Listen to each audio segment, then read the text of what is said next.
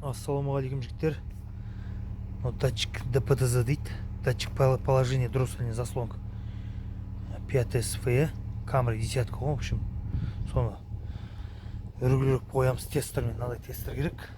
Обязательно. Сосын прозвонкаға қойып қоямыз. Прозвонкаға. Бір-біріне тигізгенде сигнал шығады.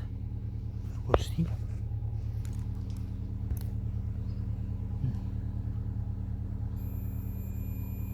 Сигнал. Қазір осыған мынаның астыңғы екеуіне саламыз, фишкасын астыңғы екеуіне. Мынандай қылып жасап алған мен бірден. Тығатын қылып ұстап қояды. Басын. Так, мынандай қылып тексереміз қазір. Үргіліп қоямыз.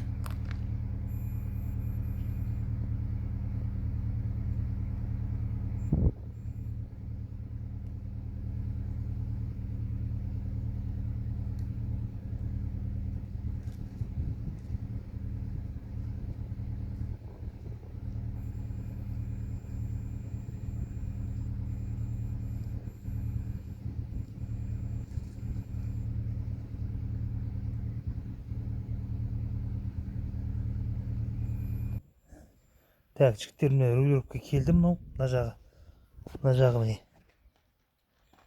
Сигнал шықты, мына жағы нөлге түсу керек міне.